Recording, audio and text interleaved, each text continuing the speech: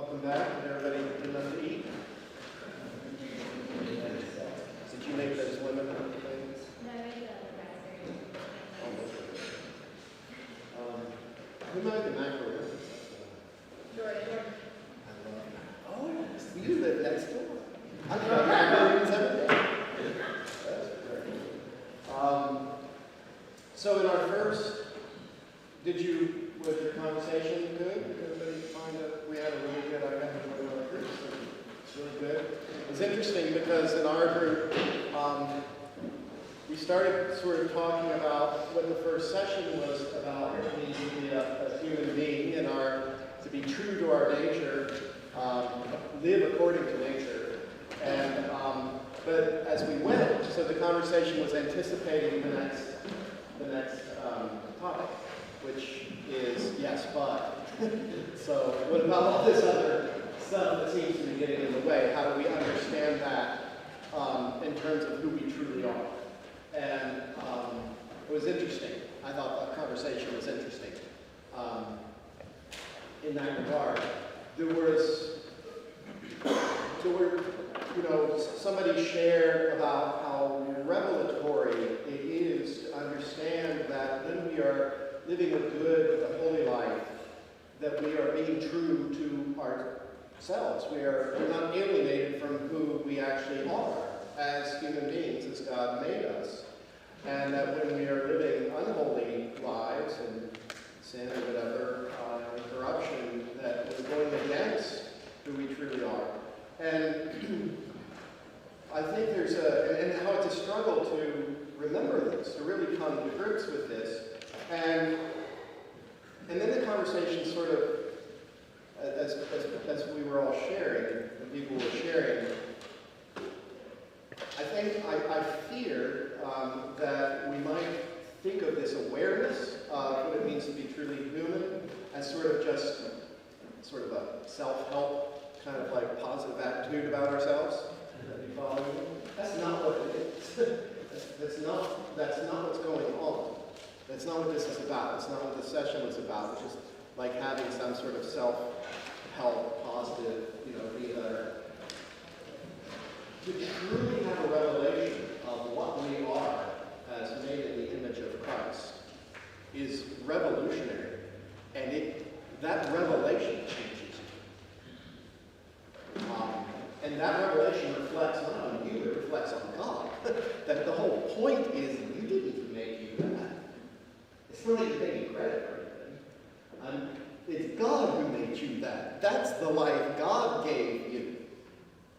And this should cause you to fall on your face before Him in humility and worship. So it's the opposite of this egotistical sort of focus on self. That's not what it is. It's just the opposite, actually. So this next session, we're going to, as I said, we're going to talk about the fall of Adam and begin our diagnosis of man's pathology, of man's spiritual illness and sickness. And just briefly to review what we've been talking about, we talked about how man created in the image of God the potential to grow in the likeness to become a man-God. And it is the God-man who makes man a man-God, and deifies him in his own person through the human and divine. But for that to be a real possibility, we had to be created free. Because only through freedom could we love God and realize His potential. And that's why we had the commandment, don't eat. We had to choose. He gave us the opportunity to practice virtue. The commandment gives us opportunity to practice virtue. We have to be free because force is alien to love. Love must be free, by definition. It is the free gift.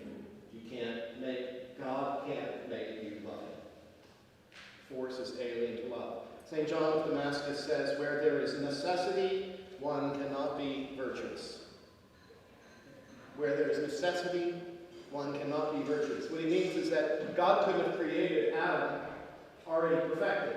He couldn't be in the image and in the fullness of the likeness, or else it wouldn't be the likeness.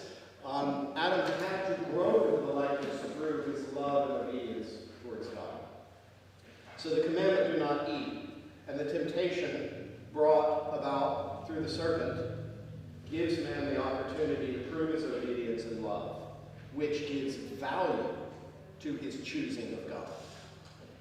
Without that, the value is that's what gives value to. Quote one, and I think I might have a couple on there.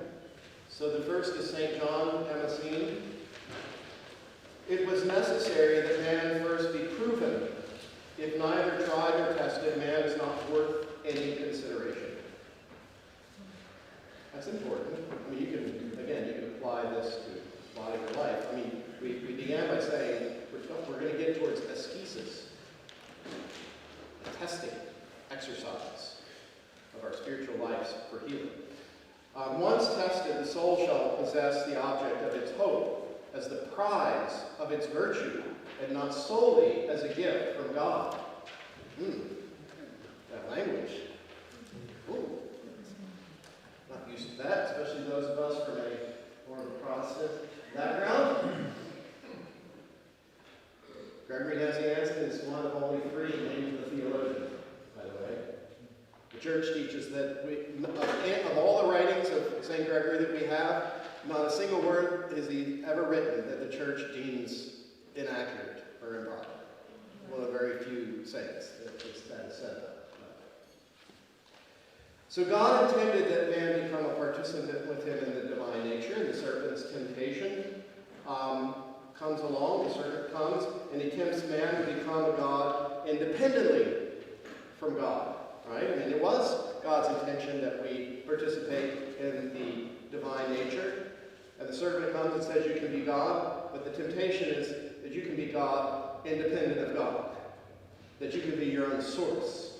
That you can be autonomous God. That you can set yourself up in opposition to God. Okay?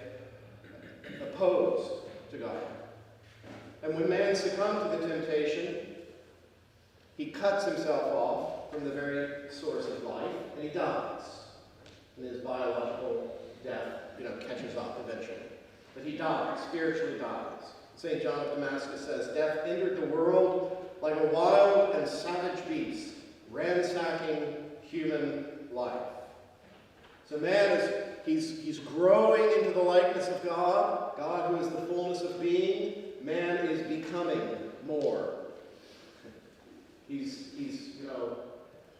existing to the fullest, more and more. It's on a scale. And when man cuts himself off from God, he turns the other direction. There's only two directions you can go. There's not multitudes. Just two. Man begins to fall towards non-being.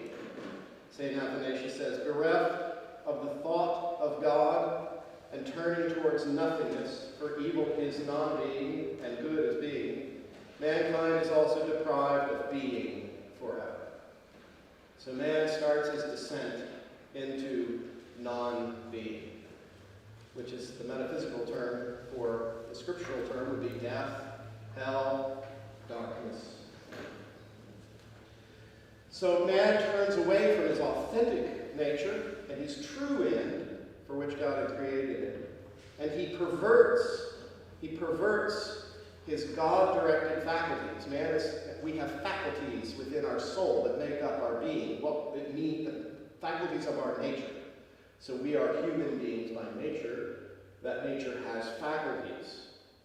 And these faculties are instruments of who we are that help us move towards God. But these faculties have become disfigured and perverted, distorted. And so they're deviant. And our dispositions now, instead of orienting us towards God, have shifted, and we are now oriented away from God. Dionysius the Areopagite says, to do evil is to depart from the good way, to contradict one's true intention, one's nature, one's purpose, one's origin, one's goal, one's definition, one's will, finally, one's very essence.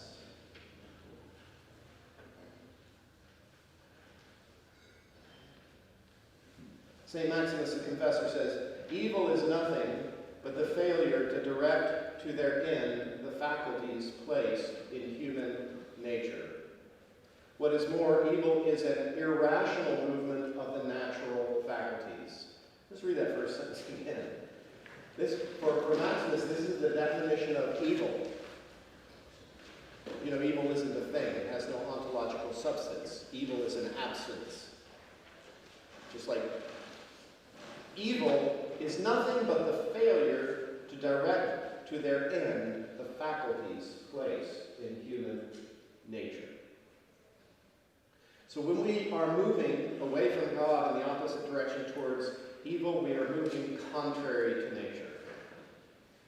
And as we said earlier, when man turns away from God, he's also turning away from himself.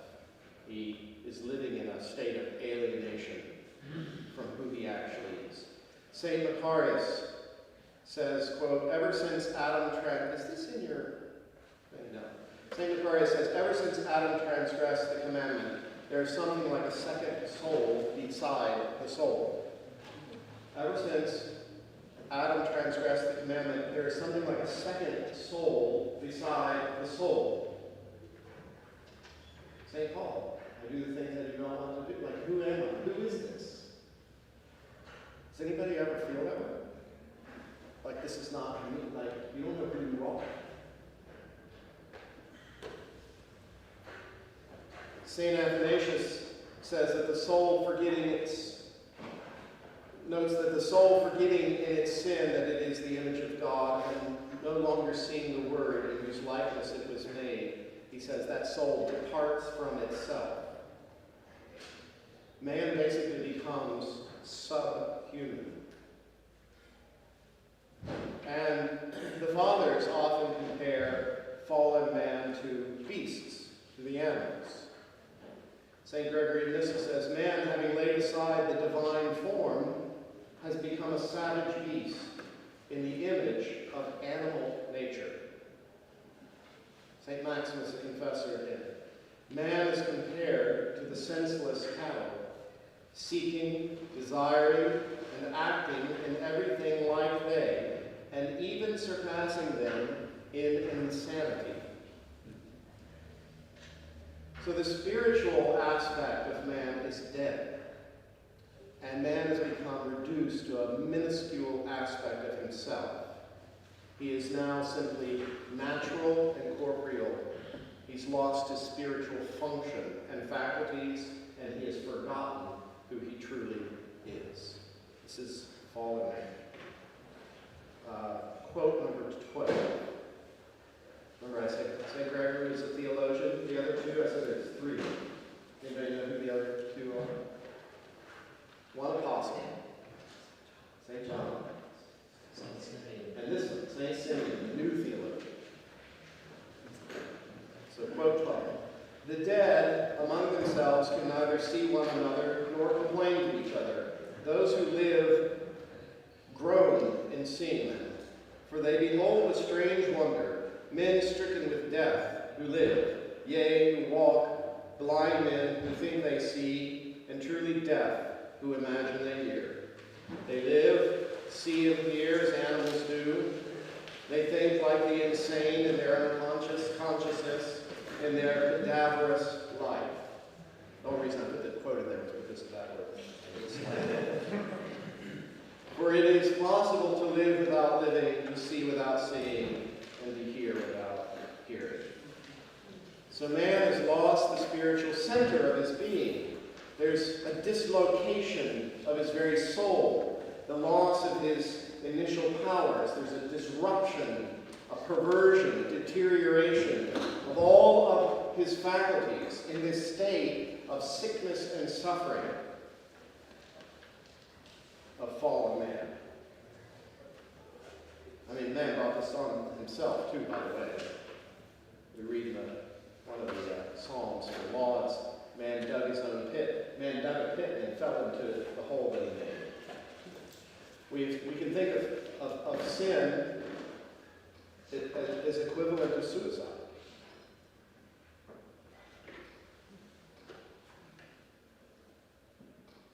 that man could turn away from the bliss of being and plunge himself into the pain of death. When we think about it, there's only one explanation for this. There's no explanation for this, other than he must have been mad. He's gone mad. He's insane. Quote 13, St. Dorotheus of Gaza. Why are we fallen into this poverty? It is not because of our madness. Why this? Was not man created in the fullness of well-being, of joy, of repose, and of glory? Was he not in paradise? It was prescribed to him, do not do this. And he did it. Man is mad, says God. He knows not how to be happy.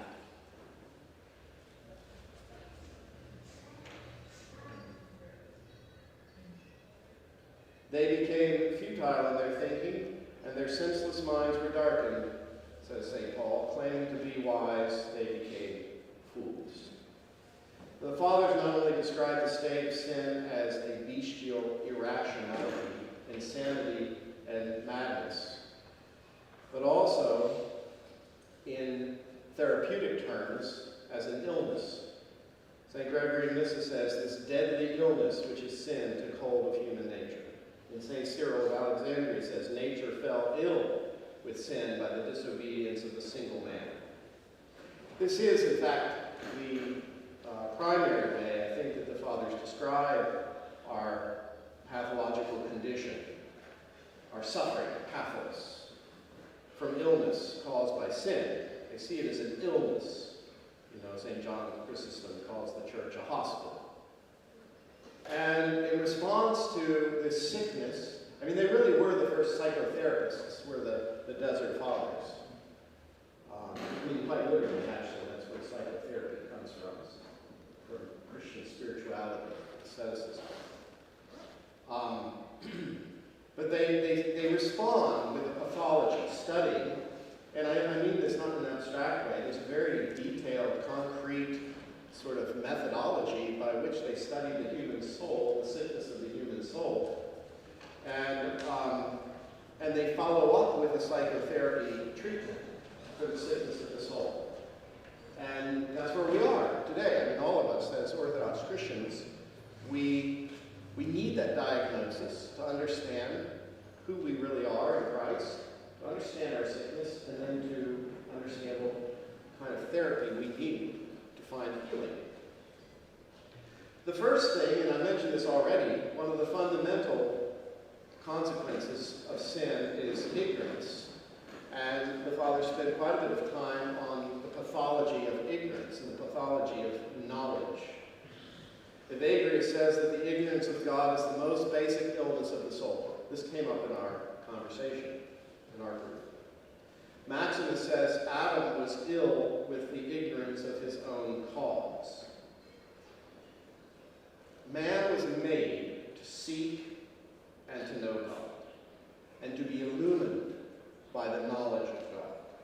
Man has turned away from this pursuit and found himself in darkness, and he no longer even knows why he exists. At the very root of our condition and illness is ignorance. Spiritual ignorance. God gave man an intellect. Okay, this again, terminology. Your intellect. This is your spiritual, intellect. It's that part of you that is capable of knowing spiritual things, ultimate things, not just, punching numbers away. God gave man intellect, not only to know God. So we have this capacity to know God. The nous of man, the soul, the mind of man. He also gave us this intellect to know sensible creatures and intelligible creatures, the creation. So it's not just God, but it's also the creation. We alluded to this, remember earlier, as man stands at the center of creation, and he sees and knows God in and through that which he has made, through the energies of God. And that's how Adam knew these things. He knew creation in this way before the fall. He knew them in a spiritual way. And he contemplated the inner reasons, their logoi, reason, logos, Jesus. Okay, he contemplated their inner reasons, the logoi, and he discerned in these logos the imprint of the logos, which had made them. And he gave thanks to God. He saw them in relation to God. He understood them in reference and in relation to God, to their Creator, that they had their qualities and their being from God. He saw God in them and through them, through God's energies that were vivifying everything that exists. And St. Maximus talks to us about how man perceives the invisible through the visible. And the visible are symbols, in a sense, the older way that word is used, symbols of greater realities. And St. Maximus says it's wonderful. He says this is like Ezekiel's wheel within a wheel. Two worlds, crossing over one another. And that the symbolic vision of intelligible things by means of the visible, St. Maximus calls this a spiritual science. An intellection of visible things by means of invisible ones. Okay, I know that's kind of dense. Are you following along at all with that? Let's try quote 14 from the Book of Wisdom. For it is he who gave me unerring knowledge of what exists, to know the structure of the world and the activity of the elements, the beginning and end and middle of times, the alterations of the solstices and the changes of the seasons, the cycles of the year and the constellations of the stars, the natures of animals and the tempers of wild animals, the powers of spirits and the thoughts of human beings, the variety of plants and the virtues of roots. I learned both what is secret and what is manifest. For wisdom, the fashioner of all things, taught me.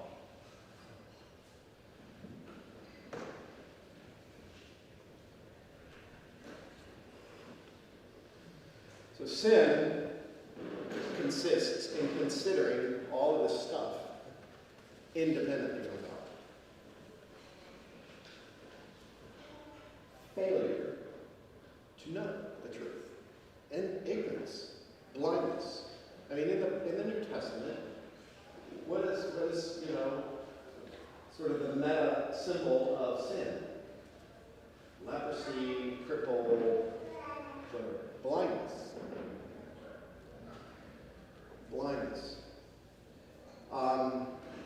So when we relate to the world, and that includes ourselves, our own humanity, when we relate to everything independently from God, we do not receive the inner intelligibility according to the divine energies. But we see and know them carnally in their sensible appearance alone. Okay? So we're relating to the world. We're not seeing things. We're not seeing the divine energies in and through these things that God has made.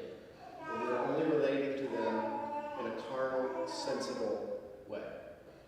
This is the essence. This is the corruption of our nature. So man's forgetfulness, it's a forgetfulness. It's an ability to see. Man has forgotten the inner intelligibility of creation. And this was brought on by man's eating of the tree of the knowledge of good and evil.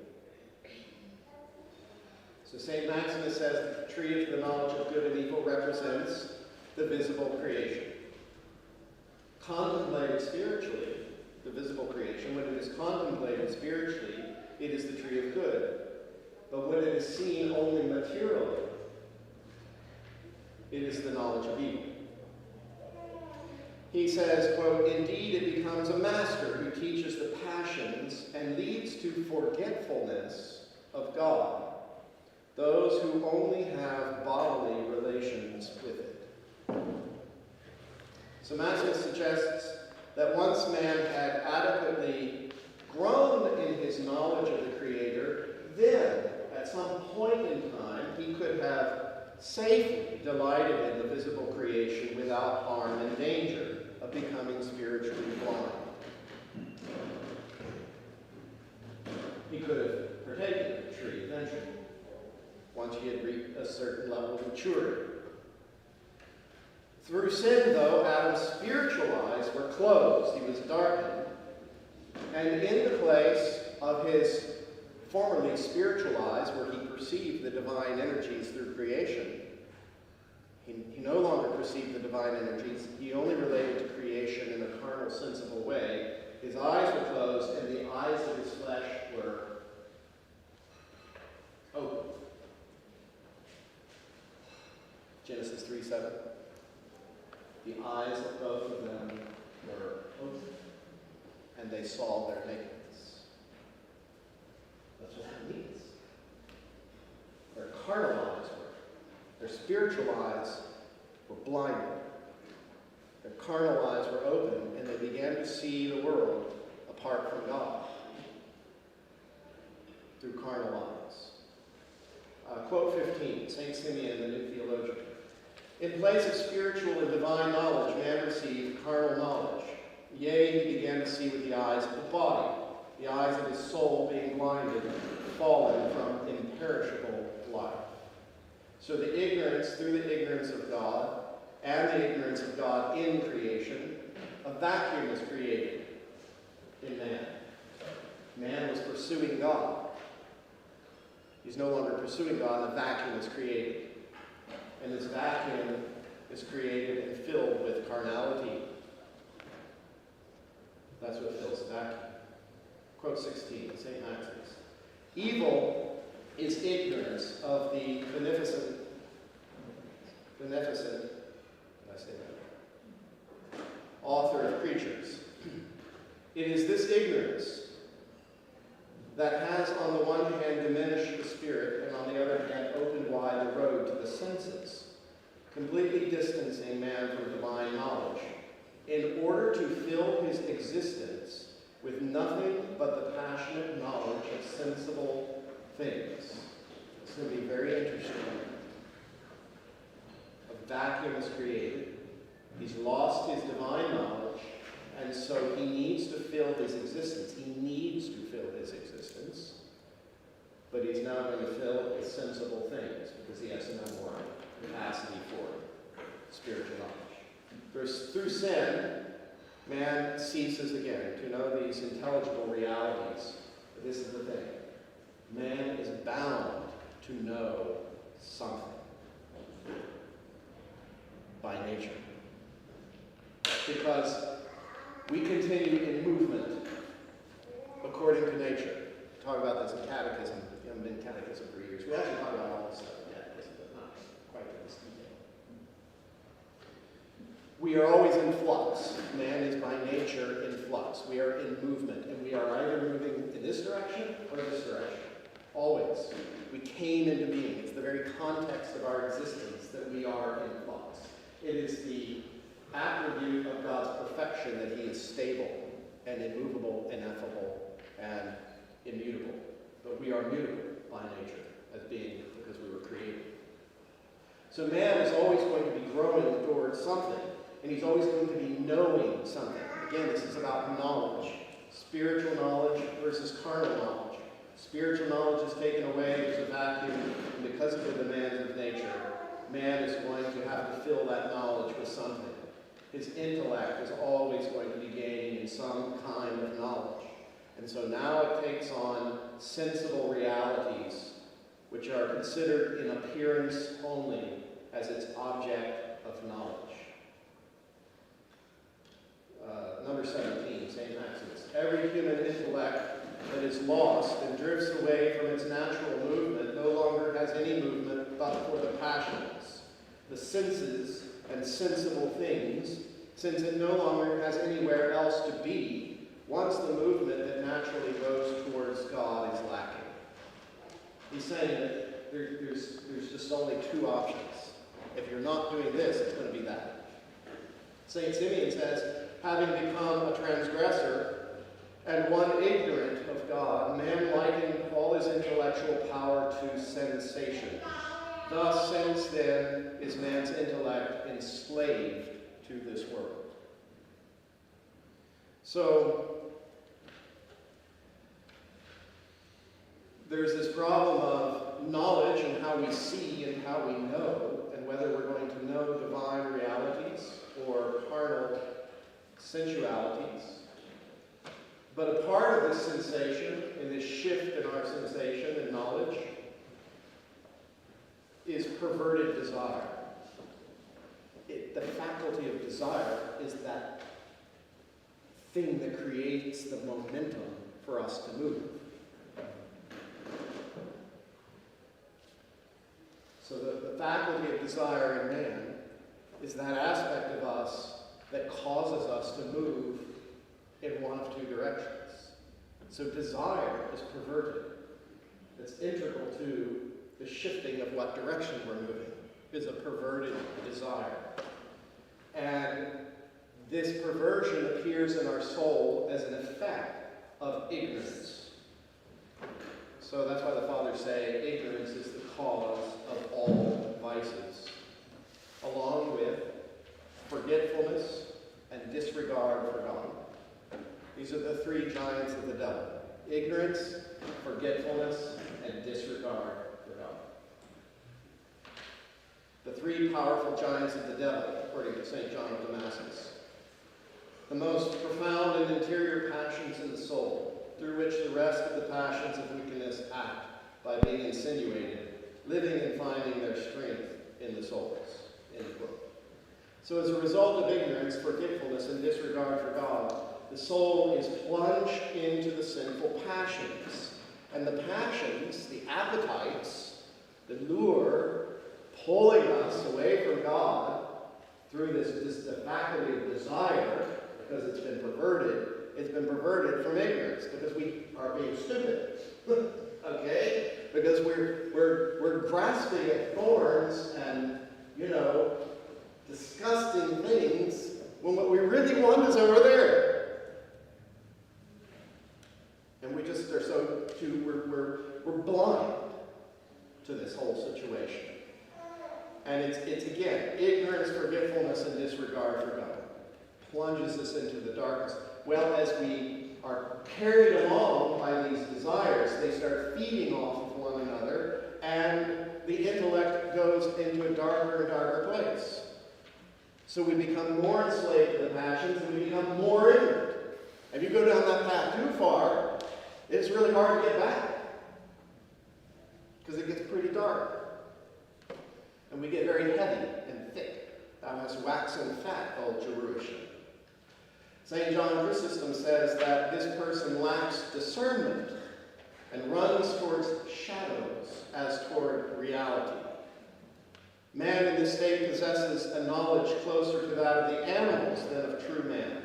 Clement of Alexandria says, quote, because he committed a wrong against the logos, the word, man is quite naturally considered to be deprived of logos, that is reason, and compared with the beasts. When man ceases to see God in beings, the intelligible things, spiritual knowledge and realities, the divine images, when man ceases to see everything in relation to God through these divine energies, then he ceases to grasp the fundamental reality of creation itself. Creation is fragmented, it's divided, it's broken up into a million fractured pieces. It's a composite knowledge instead of a simple knowledge. Instead of Curly's, there's just one thing. Now there are many things. We're going off a little different direction. Another aspect here. Quote 18. Man, who is this? Did I put his name? I didn't. Oh, here. Man is driven to find unity. You know what, maybe because this is me, not the... I did include like the couple things. Not because I thought they was important as a father, but I wanted you to be able to read them, like, because they were sort of tying everything together. Man is driven to find unity. This is in our nature, being made in God's image. But we've lost the spiritual knowledge which reveals the real internal God-infused unity in all creation. And so man manufactures a unity according to his own carnal reason, which is no longer spiritually informed. All right, so we already established in our first class, presentation, this idea of unity. Man holds everything together as a mediator, as a priest. And you all know this is coming because of ultimate reality, who is God, Father, Son, and Holy Spirit, a divine communion of persons. We don't have time to go through all of that again. But again, the sense of the many becoming one is the fundamental principle of all reality found in God himself. That's why unity is so important. That's why the unity of the church is so important. And so we've lost the unity because we've lost the thing that tied everything together was the Logos. The Logos speaks this into existence, and this into existence. And as he speaks this into existence, everything he speaks into existence has a Logos. It has an essential reality, essential truth that reflects God. It's a divine spark. It's not, we're not pantheists in that sense, but God's cause for this thing. And all of these things have a Logos, the Logoi. They're all the same because they're all from one, who is God, who is the Logos. And that's why they all make sense. They're sensible. They're reasonable. And man, as in the image of the Logos, he, in his function as a priest in creation, holds all of this together through knowledge, spiritual knowledge, because he sees God in the thing. He recognizes God. He has a revelation of God. You can only recognize God if you love God. This kind of knowledge is a relational knowledge. Stop thinking about your math class when I use the word knowledge, okay? It's an encounter, an immediate personal encounter. And so man, he holds it all together because he sees God and he knows God and all that he has made, and he gives thanks to God through that, and he offers it to God. So he holds all of creation together. That is according to nature, how we're supposed to be. We must have unity. We must have knowledge. We must have desire. You're never going to get rid of desire. You're either going to desire God, or you're going to spend that desire, on a path to hell, towards sensible, sensuous things, carnal desires. And you're going to have knowledge. It's either going to be knowledge of God or this. And you're going to try and find unity because it's part of your nature as a being made in the image of God. Remember, the image doesn't go away. You're going to try and find unity. But now you don't have spiritual knowledge of things. And so you're going to manufacture a unity. Is what man's going to do. Every political, human institution that's ever come down the pipe is man's attempt to sort of manufacture a unity. Fail, fail, fail, fail, fail. So man's no longer spiritually informed. So he's going to design a unity according to his carnal reason. So man becomes more enslaved to this fallen intellect, and he, through this carnal reasoning, he moves into this rationalistic, not rational, we are rational beings because that means we would know the truth. We've ceased to become rational. Now we're rationalistic, which means a carnal attempt at rational. Rationalistic mode of knowledge, and we're given over to what the fathers call a captivity of thoughts. And most of you that come to confession, I usually tell you think too much. Stop thinking so much. Most of us, that's our problem. We just think too much. It's true. And the fathers talk about this, a captivity of thoughts. So there's two things going on. First, there's the sensual knowledge instead of spiritual knowledge. And then there's these abstract, autonomous thoughts, a rationalism of the intellect, of the carnal intellect. This is man apart from God trying to make sense of things. Trying to make sense of things means trying to bring everything into some kind of cohesive unity, a system. We must do that. By nature, we're going to do that. So the result, according to the fathers, is a separation from the mind and the heart. So we've divided the mind and the heart because of this. In our natural state, the intellect resides in the heart, which is man's ontological center. It's the root, it's the center of all his faculties by nature. And when he's living, according to nature, he's an integral whole, and he's contemplating the truth of all things with his mind in his heart. But the carnal state of man has abandoned this contemplative activity and awareness, and the mind and the heart have been ripped apart. And man, because of this, has no peace. He's not at peace with himself. He's dispersed. How many of you? We're dispersed. We're divided. It's one of the primary results of the fall, is that there's this inner dividedness in us. It's hard to pray.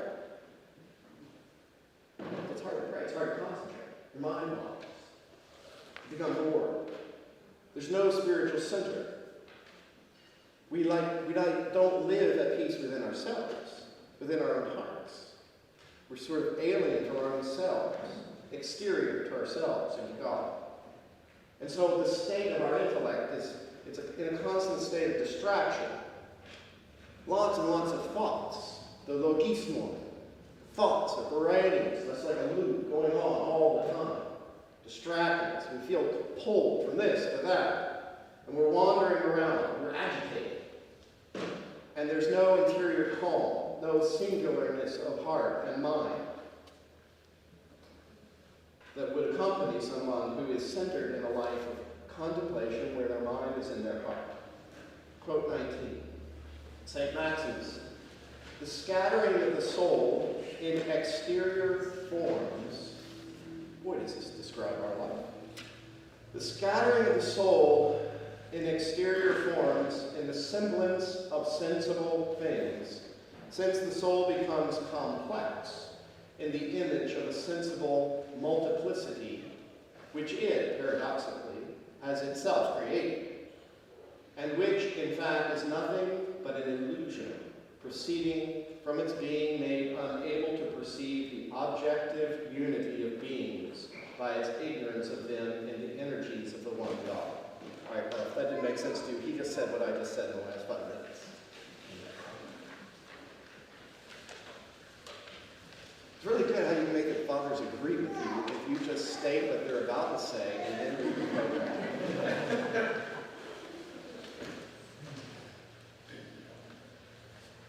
I mean, that's really something, isn't it?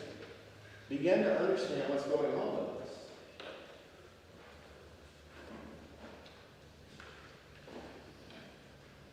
Y'all, do you relate to this?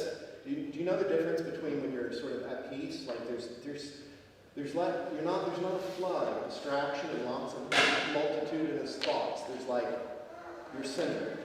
The Quakers call it when they talk about centering down. Versus just this barrage of pull in a million directions. So basically, we have a case of schizophrenia. That is not how it's supposed to be. That's not you living according to nature. You shouldn't. There's a better way. You don't have to do that. Nowadays, I mean, really, the saints don't. That's why the saints are important. Because the saints don't live that way.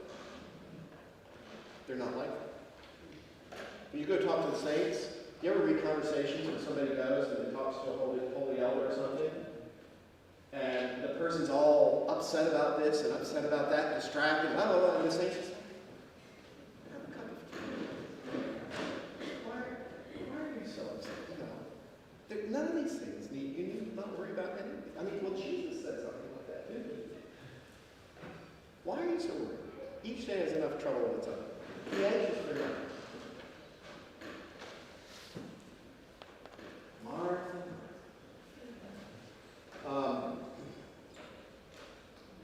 So we're divided, we're separated from the heart, the mind and the heart. We've lost a unity even within ourselves.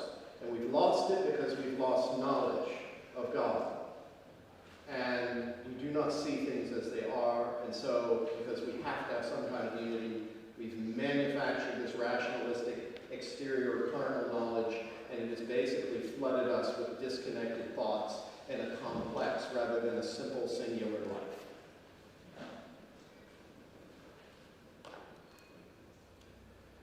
Let's put it this way. There is one truth and there is one knowledge, and that's God himself.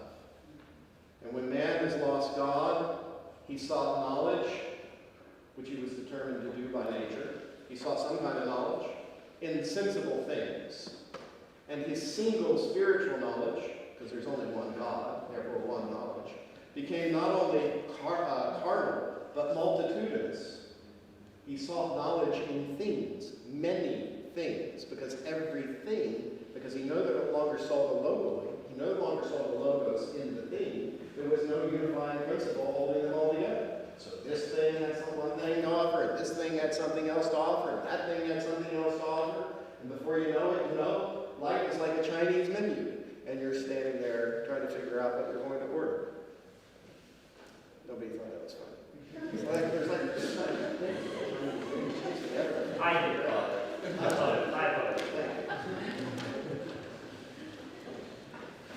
So he loses the singularity of spiritual knowledge and this unity, because he no longer perceives the divine images in things. So man has become divided, basically. And St. Mark the Ascetic says that ignorance and forgetfulness of God has divided man, has cast a pall of terrible and unstable curiosity over the soul. Curiosity. And there's some good curiosity, of course, but there's also curiosity that does not lead to God. Holy things. The new sensible knowledge is partial, it's shifting, it's differing, and it's even opposed. This knowledge is opposed to that knowledge, opposed to that knowledge. There's opposition, even in the knowledge that we're trying to gain within ourselves, and it creates a conflict. If your knowledge was according to God, if it was spiritual knowledge, you can't imagine that happening because there's only one. It's all singular. Everything is at peace and within harmony and a serenity. So man's left to classify all these differences, and he creates all these artificial conventions, so his knowledge ends up being nothing more than a projection of his fallen consciousness. And all these forms, these multitudinous forms of knowledge, they come into man to fill the void in his intellect because he's lost spiritual knowledge. And they seek to satisfy in him a lust, and he gets drawn into the passions. He's constantly trying to fill his void with these various kinds of knowledge. Quote 20, St. Isaac of Nineveh. When knowledge follows after the desire of the flesh, it takes to itself wealth, vainglory, finery, and bodily comfort. It becomes attached to these rational wisdom, to the rational wisdom that adapts itself to the rule of this world and never ceases to invent and renew techniques and sciences. It bears all that crowns the body in this visible world. So St. Isaac here is connecting this thirst for knowledge with sinful passions and the seeking of pleasure. So this kind of knowledge in our world, this sort of sensory knowledge, it's so important to us, isn't it? Oh, where did you go to school? That's not just what it's about. Where did you go to school? It seems like all we care about.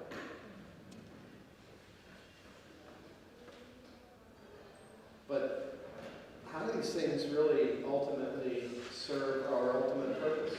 To bring us to deification. St. Isaac says carnal knowledge is naked knowledge. It is divested of all concern for God and wears out the intellect by depriving the latter of reason, since the body dominates the intellect. It only cares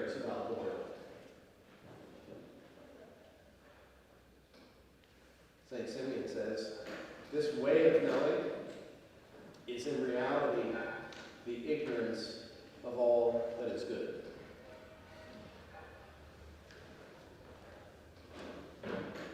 All right. That's it for the second one. 2:30. Before we break, that's about right.